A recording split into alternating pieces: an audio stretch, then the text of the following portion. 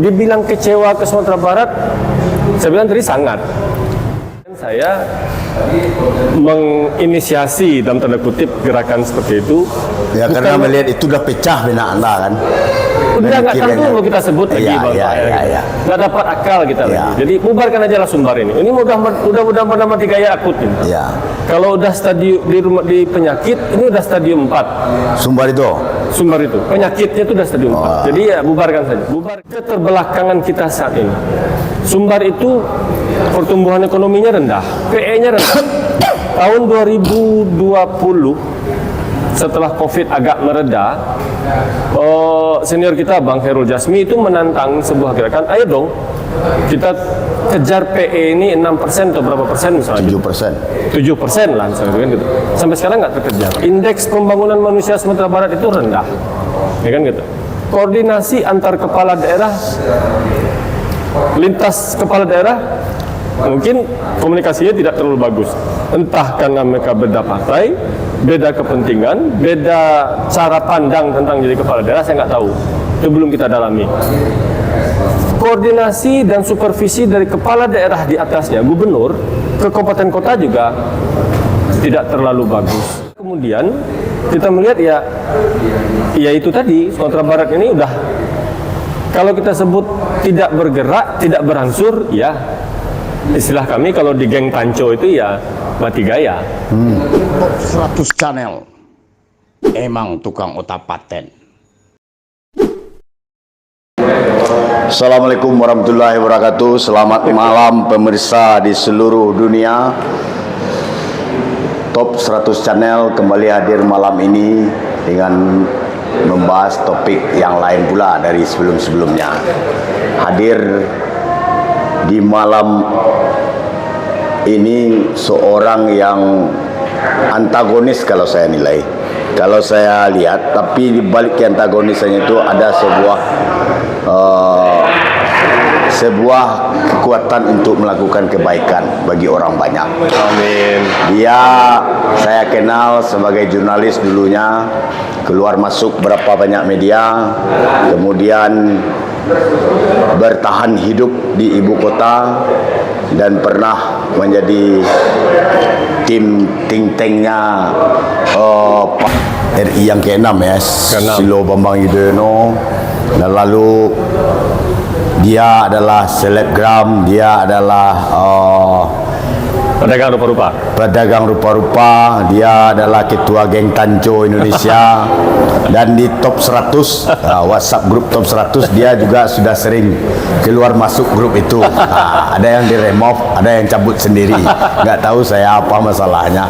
Yang jelas dia adalah satu-satunya orang yang berani bersuara lantang, Sumbar mati gaya, obatnya bubarkan saja.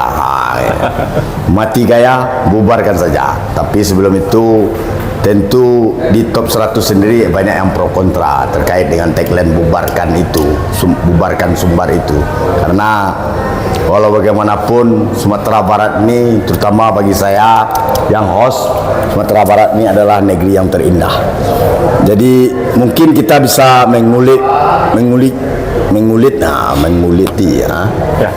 menguliti seorang yang sosok antagonis ini terkait dengan mati gaya dan bubarkan saja itu. Dia adalah Bobby Lukman Piliang. Assalamualaikum. Kalau orang banyak panggilannya ada Syekh BLP, ada Al Mukarram, Al Sunuri, macam-macam lah. Bahkan di saat launching dalam podcast pertama Top 100 Channel, dia disebut juga oleh admin sebagai orang yang menggagas bubarkan Sumbar. Selamat malam Bobby BLP, CBLP, saya biasa manggil Selamat CBLP. malam Bang Toai. Sehat selalu. Kapan dari Jakarta nih? Baru 2 hari. 2 hari yang lalu, Ya. Jadi hari Senin. Ini dalam rangka mau lebaran atau dalam rangka misi khusus pula ini? Kebetulan ada musibah, jadi Alhamdulillah. istri saya meninggal dunia, jadi saya pulang. Sekaligus juga lebaran, jadi mungkin insya Allah sampai lebaran kita Di Padang, kembali ke di Padang. Sumatera Di Barat. Sumatera Ya? Barat. Yes. Dia to the point aja kita. What's wrong dengan Sumbar? Dan mengapa harus dibubarkan? Nah, ini yang harus. Dan kenapa selalu bilang mati gaya itu? Saya orang Sumbar, saya besar di Sumbar, saya nggak pernah merantau. Nah, itu agak teriris hati saya. Saya juga besar di Sumatera Barat, Ya, Bang Toai. Jadi Anda kan saya orang yang lahir- kecewa dengan Sumatera Barat sehingga lari di Sumatera Barat. Dibilang kecewa, sangat kecewa sebenarnya. Saya lahir di Kota Padang ini, 48 tahun yang Besar lalu. di Raden Saleh. Besar di Kota Padang, lahir di Kota Padang. Sampai tahun 2003, saya 90% hidup saya itu di Kota Padang. Di Pariaman, di Bukit Tinggi, dan di Jakarta. Saya ke Jakarta itu 2003 ya. 2003 saya berangkat ke Jakarta. Tepatnya itu 2003. Karena dipanggil oleh orang hebat. Bobby harus ke istana katanya kan. Pada waktu itu belum. Oh, Pada belum, waktu itu ya? belum. Saya 2003 itu dapat short course di UI untuk jurnalistik televisi ya. Jadi alhamdulillah sempat terus sebentar. Begini, dibilang kecewa ke Sumatera Barat, saya bilang tadi sangat. Ini daerah sebenarnya punya banyak potensi. Kalau orang bilang mau Sumbar tidak punya potensi sumber daya alam, hanya semua banyak kok. Sekarang aja kita tahu bahwa Sumbar itu punya tambang emas besar, Ya. di Sulawesi Selatan, Ya. tambang batu bara masih ada, bauksit masih ada, biji besi masih ada, batu bara juga di tempat lain, karang putih juga masih ada. Tapi yang tidak dilakukan di Sumatera Barat itu adalah mengelola kekayaan Sumatera Barat itu. Jadi maka kemudian saya menginisiasi dalam tanda kutip gerakan seperti itu. Ya Bukan- karena melihat itu udah pecah benak Anda kan. udah nggak Mikirnya tentu kan. mau kita sebut lagi Iya, Bang iya, Pak, ya, iya, gitu. iya. Nggak dapat akal kita Iya. lagi. Jadi bubarkan aja lah Sumbar ini. Ini mudah mati gaya akut ini. Ya. Kalau udah stadium di penyakit ini udah stadium 4. Sumbar itu. Sumber itu penyakitnya itu udah stadium 4. Jadi ya bubarkan saja. Bubarkan dalam artian Berarti menunggu napas terakhir aja tuh ya. Jadi banyak pertanyaan ke saya tentang kenapa bubarkan Sumbar gitu. Bukan membubarkan Sumbar secara administratif, bukan. Ya. Bukan. Kita membubarkan Sumatera Barat ini keluar dari dalam tanda kutip ya Bang, keterbelakangan kita saat ini. Sumbar itu pertumbuhan ekonominya rendah, PE-nya rendah. Tahun 2020 setelah Covid agak mereda, senior kita Bang Khairul Jasmi itu menantang sebuah gerakan, ayo dong kita kejar PE ini 6% atau berapa persen misalnya. 7%. 7% lah misalnya kan gitu. Sampai sekarang nggak terkejar. Indeks pembangunan manusia Sumatera Barat itu rendah, ya kan gitu. Koordinasi antar kepala daerah, lintas kepala daerah, mungkin komunikasinya tidak terlalu bagus. Entah karena mereka beda partai, beda kepentingan, beda cara pandang tentang jadi kepala daerah, saya nggak tahu. Itu belum kita dalami. Koordinasi dan supervisi dari kepala daerah di atasnya, gubernur, ke kabupaten kota juga tidak terlalu bagus. Kita tahu pada zaman Pak Zainal Bakar dulu secara rutin dilakukan rakor provinsi yang digelar secara bergilir di kabupaten Pak kota. Gamawan ya juga. Pak Gamawan sempat, gitu kan. Di zamannya Pak Irwan sempat berapa kali dan sebagainya. Tapi sekarang kita tahu mungkin tidak seintens dulu ya. Mungkin kita ada, tapi sehingga kemudian kita melihat ya itu tadi Sumatera Barat ini udah, kalau kita sebut tidak bergerak, tidak berangsur, ya istilah kami kalau di geng Panco itu ya mati gaya, tidak berangsur lah gitu. Itu dia. Jadi tapi- bubarkan aja. Ya betul. Dalam konteksnya itu memang tidak berangsur kan Ya. gitu. Lalu persoalan tadi itu yang menarik bagi saya. Apakah karena komunikasi antar kepala daerah baik di tataran kabupaten kota maupun provinsi mandeknya karena faktor beda partai politik yang mengusung atau bagaimana. Tapi saya lihat tipologi Sumatera Barat itu orangnya kan sangat komunikatif. Yap. Saya membaca literasi bagaimana seorang Syahrir, seorang Agus Salim, seorang Aidit, seorang apa ketika berbicara parlemen dia perang, tapi di luar ruang sidang itu kan dia berangkulan. Betul. Itu karakter Sumbar sebenarnya Aidit kan. itu bahkan membonceng Sahrir dengan sepedanya atau motornya setelah rapat di Parlemen ya. parlemen. Iya, kan berarti kan karakter itu kan kuat sebenarnya. Betul. Tapi kok tergerus dengan persoalan hanya cetek, yaitu persoalan beda partai, beda plafon partai atau gimana. Itu kan aneh ya dia. Kita nggak mendalami itu secara intens ya tentang, tapi yang saya lihat itu komunikasi dan koordinasi itu kan mesti ada yang mengkoordinir. Ada yang mengkoordinir. Kabupaten kota kita sebut saja lah misalnya yang kampung kita aja lah berdua, Kabupaten Pariaman dengan Kabupaten Padang Pariaman. Ada nggak komunikasi antara Kabupaten Padang, Wali Kota Pariaman dengan Bupati Padang Pariaman atau Wali Kota Padang yang daerahnya berbatasan dengan tanah datar, Solo. dengan Kabupaten Solo posisinya misalnya, di Pariaman. selatan dengan Kabupaten Padang Pariaman misalnya.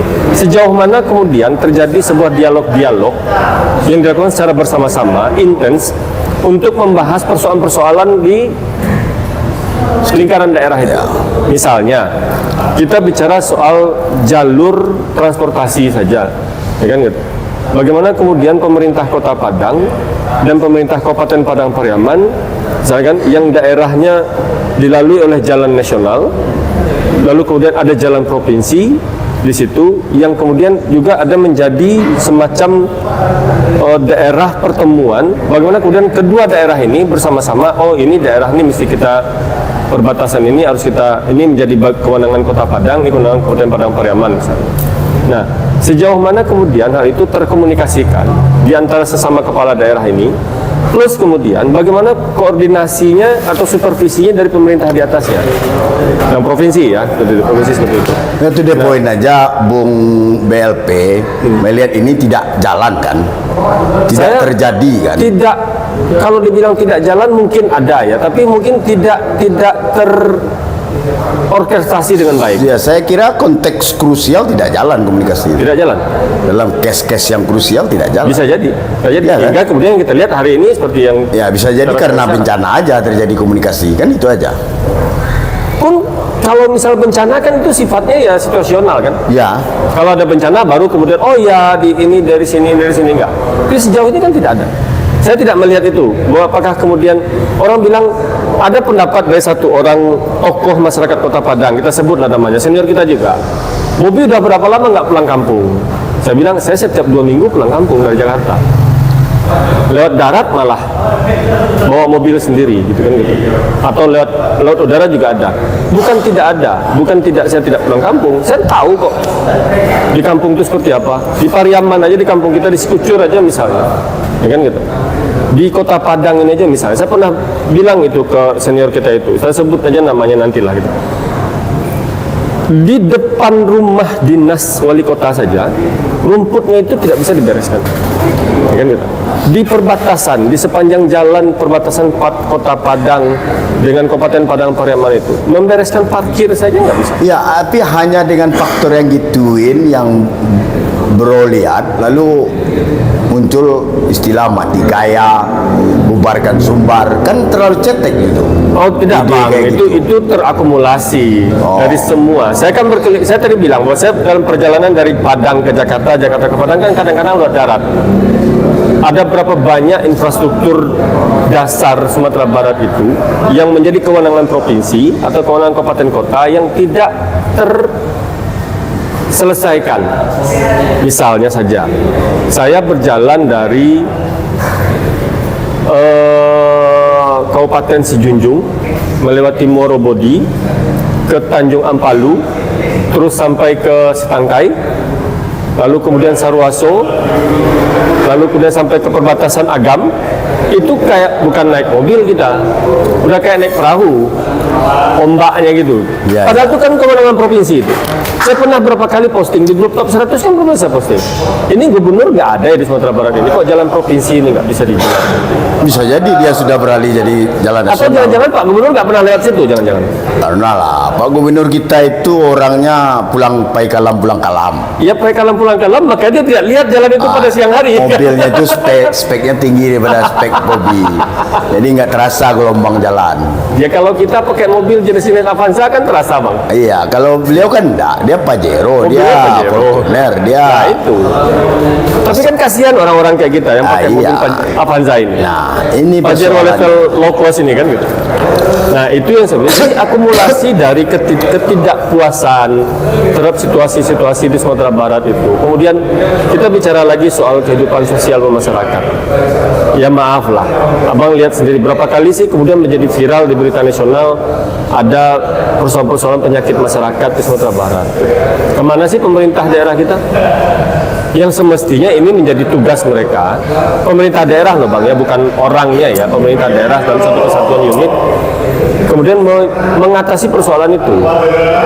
Misalnya, sekarang saya pernah bilang ke Bang Fauzi Bahar waktu itu, saya protes ke beliau, ketika ada kewajiban siswa-siswi sekolah dan kantor memakai pakaian muslim. Saya bilang ke Bang Fauzi Bahar, Bang, ini hanya akan menjadi pewarna gincu dari kehidupan masyarakat, tidak menjadi garam dalam kehidupan masyarakat. Abang perhatikan saya ini, kita lihat orang berpakaian muslim, anak-anak berpakaian muslim, tapi coba cek setiap malam minggu di Khatib Sulaiman, berapa banyak kita lihat berita-berita di ini. Saya kan ngikutin Instagramnya medianya Bang Koai ini, Tribun Sumbar. Berapa banyak kasus kecelakaan atau razia pembalap liar di Khatib Sulaiman itu. Kalau misalnya kemudian itu menjadi gincu, menjadi garam dalam kehidupan, nggak akan ada itu. Minimal berkurang lah ya. Ini kan enggak. Nah, awalnya saya melihat seorang Bobi Lukman Peliang ini menggagas atau mengeluarkan ide yang sangat apalah namanya, sangat viral, menyedihkan tipanya. Bubarkan Sumbar itu karena Bobi Lukman Peliang tidak tahan lagi di Sumatera Barat, lalu merantau ke Jakarta menjadi buzzer atau hater atau apalah. Dengan maksudnya itu karena dia sudah jijai melihat Sumbar yang seperti kayak gitu aja. Awalnya itu, tapi baru malam ini terungkap ternyata ada kompleksitas masalah di Sumatera Barat yang tidak kunjung terselesaikan, terutama oleh top publik di Sumatera Barat. Betul. Ya kan? Betul. Ini persoalannya seakan-akan Sumatera Barat itu dibiarkan seperti ini aja terus. Berjalan tanpa arahan. Ya. Apa roadmap Provinsi Sumatera Bahkan Barat? negerinya disebut negeri autopilot. Akhirnya seperti itu. Ya. Akhirnya seperti itu. Ada gubernur, Mestinya ada kan wali kota, grand strategi. ada bupati, ya terserah saja kan itu jadinya. Akhirnya seperti itu bang. Kita Itu lihat karena muncul keantisipasian atau gimana itu? justru itu menjadi semacam kepedulian. Oh, Kalau saya bilang, orang bilang, Bob, kamu kenapa kok benci banget ke Sumatera Barat? Saya bilang tidak. Justru karena saya sayang Sumatera Barat. Ini kampung saya loh bang. catat itu. Karena sayang ke Sumatera Karena sayang Barat, pada Sumatera maka Barat. bubarkan Sumbar atau Ayolah Sumbar mati kita gaya. berpikir bagaimana Sumatera Barat ini bisa bersaing secara adil, secara kompetitif dengan daerah lain. Kita sebut sajalah, bicara tentang infrastruktur misalnya. Tadi saya bilang soal jalan provinsi, jalan tol. Ya, saya waktu itu sudah pindah dari Biro Pers Sekretariat Presiden ya, 2018 itu. Saya masuk Setpres itu 2014, keluar 2016 akhir. 2018 itu sudah. 9 Februari, abang ingat acara Hari Pers Nasional kan? Di Jalan Bypass, Ya. Presiden Jokowi, Ya. Pak Basuki Hadi Mulyono, Bang Arsad Yuliandi Rahman, Gubernur Riau, Bang Irwan Prayitno, kita sebut Bang Irwan karena kita kadang-kadang manggilnya Ustadz gitu ya. Menekan sama-sama sirine tanda di groundbreaking pembangunan jalan tol Sumbar ya. Padang Pekanbaru Ya. sebagai feeder untuk jalan tol koridor utama Sumatera. Kenapa di Sumatera Barat? Kenapa nggak di Pekanbaru? Kenapa nggak di Bangkinang? Ya, ya. Karena Presiden ingin bilang ke warga, ke semua orang, gua akan bangun ini Sumatera Barat ini agar dia berkembang. 2018 bang, tanggal 9 Februari 2018, 2019, 2020, 2021, 2022, 2023, 6 tahun. Berapa panjangnya sekarang? Hah? Yang kata sebagian elit masyarakat kita, tokoh pemerintah kita, insya Allah Lebaran sudah bisa kita pakai. Udah, kayaknya Lebaran tahun kuda. Ya Allah ya Tuhan, udahlah, udahlah. Jujur saja kita. Jujur sajalah kita. Berjelas-jelas saja. Ini masalah. Sampai di mana jalan tol itu sekarang? Iya, sampai ke saja Padang Cincin. Padang si cincin. Tapi itu belum selesai juga. Belum selesai juga. Kalaupun jalan tol Padang si cincin itu selesai, nggak ada apakah akan mengurai kemacetan? Nggak ngobatin masalah kemacetan. Jadi itu yang membuat kita lameh kita ini termakan prank dan lameh. Lameh kita ini. Maka bubarkan sajalah. Gitu. Mati gaya beneran.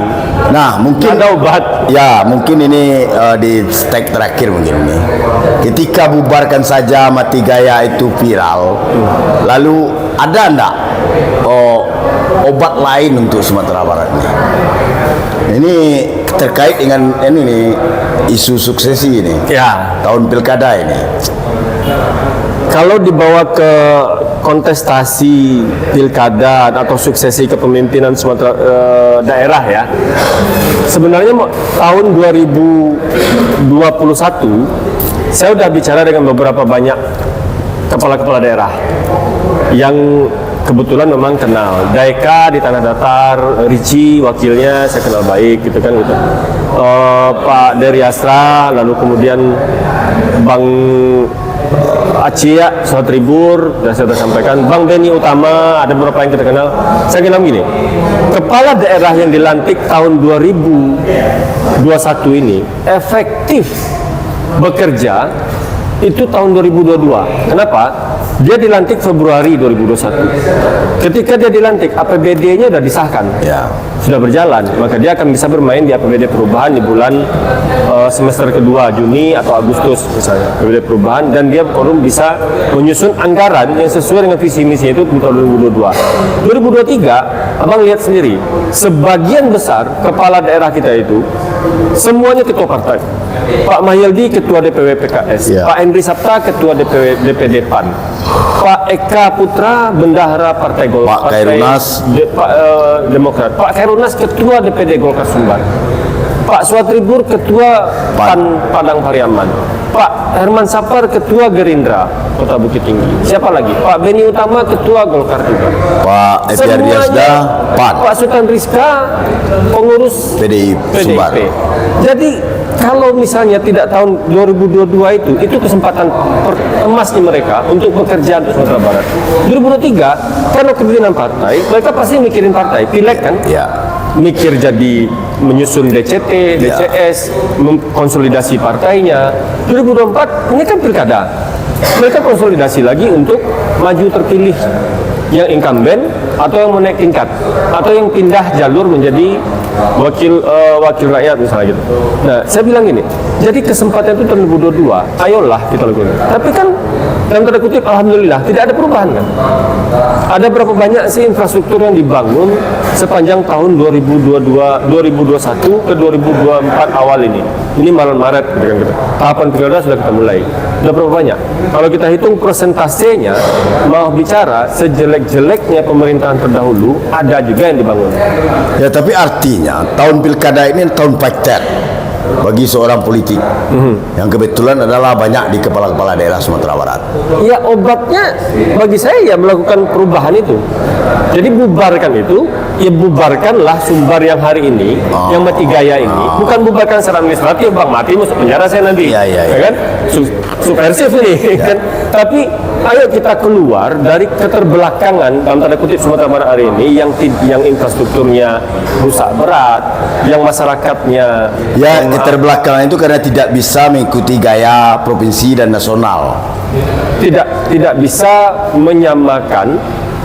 Saya menulis itu di Padang Express, mengintegrasikan Sumatera Barat dalam koridor pembangunan infrastruktur nasional, koridor pembangunan nasional sumber daya manusia, sumber daya alam nasional. Dalam renstra nasional Sumbar itu masuk nggak? Nah terus, ini enaknya dengan BLP dia to the point saja. Terus dengan tahun sekarang ini, apakah mesti lanjutkan atau ganti? Kalau begini-begini aja mati gaya apa? Pilihannya di tangan masyarakat. Oh, pilihannya.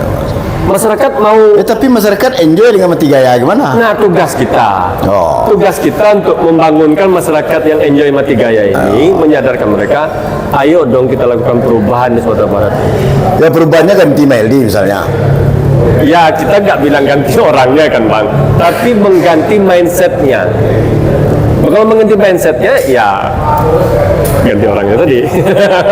Ya dari kacamata Bung BLP, kalau ganti mindset atau ganti pejabat atau gubernur atau kepala daerahnya, itu siapa sih yang bisa menjadi penarung itu? Kita harus melihat ada tokoh yang progresif.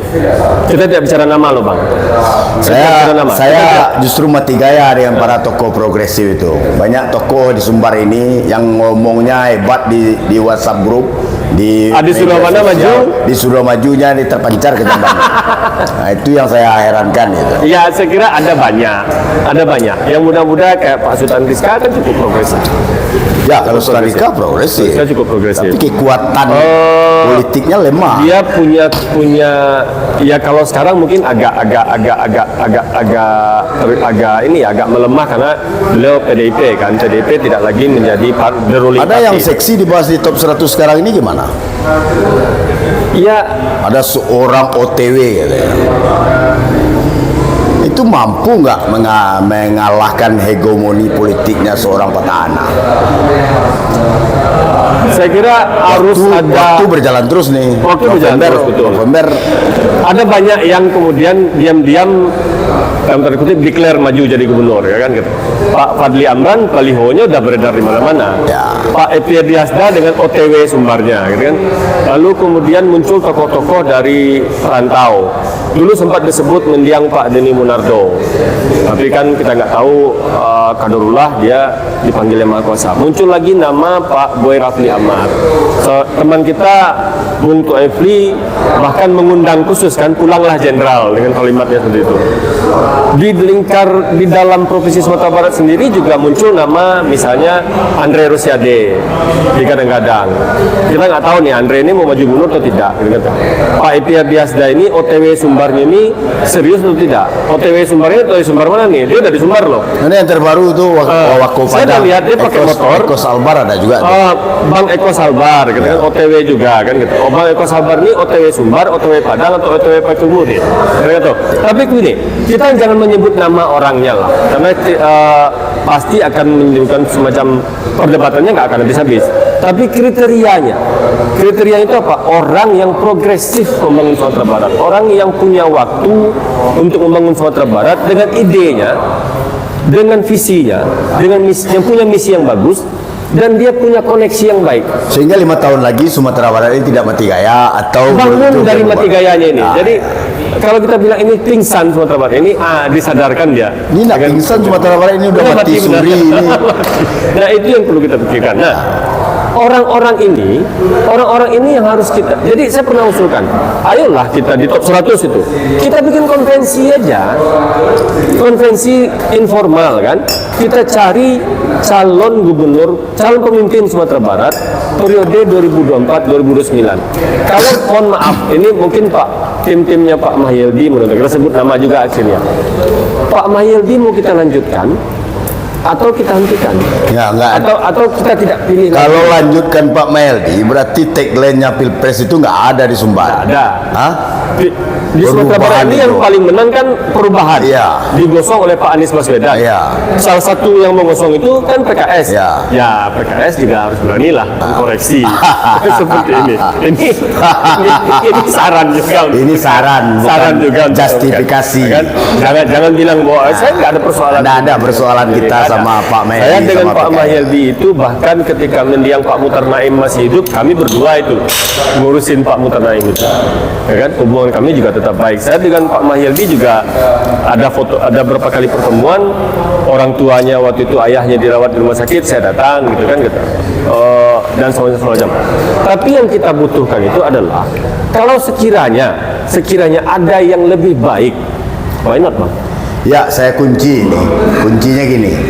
kita hilangkanlah nama, kita hilangkanlah sosok, tapi kita carilah yang progresif. Yang progresif. Untuk Sumatera Barat tidak mati gaya, yang progresif untuk membangun Sumatera Barat dengan keikhlasan dan ketulusan. Itu dia. Itu yang diinginkan misalnya, kan gitu kan. Betul, betul. Nah, supaya tidak mati gaya. Mungkin tidak terlalu lama kita podcast ini, Bung BLP. Siap.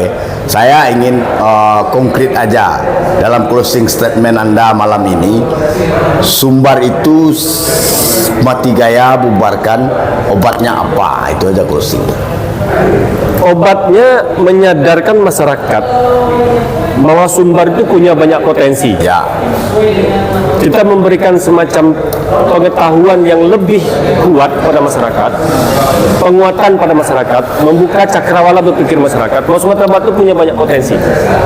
Banyak sekali. Potensi alamnya masih kuat. Potensi sumber daya pariwisatanya masih kuat. Ya kan gitu. Kalau misalnya, ini kalau jadi wacana ini Pak, ini kacau ini. Kalau jadilah wacana ini, nanti misalnya Mentawai menjadi daerah khusus, daerah ekonomi khusus, dan menjadi daerah otonom. Abang bayangkan jika kemudian ada satu bandara besar di Mentawai, bukan Rokot hari ini ya, direct flight dari Singapura ke Mentawai itu akan terjadi. Jadi peselancar-peselancar yang hari ini nginap di Bumi Minang, nginap di Mercure, nginap di Santika, langsung itu direct ke Mentawai, Pak. Ya.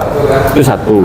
Kedua, bayangkan betapa potensi pertumbuhan ekonomi kita itu berkurang karena Mentawai berdiri sendiri. Misalnya, mudah-mudahan itu tidak terjadi. Mentawai masih menjadi bagian dari Sumatera Barat secara administratif ya.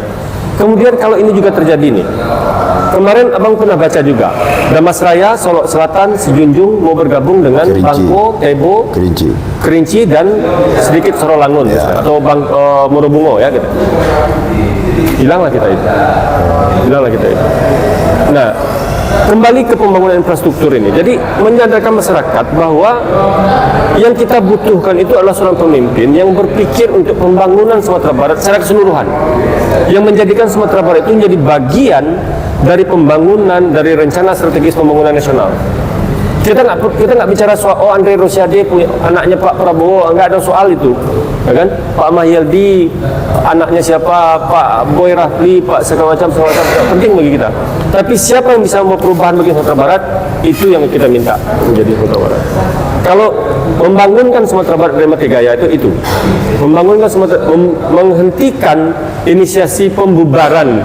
Ya, saya sampai bikin stiker sendiri loh, Bang, Sumbar mati gaya, bubarkan Sumbar, kan?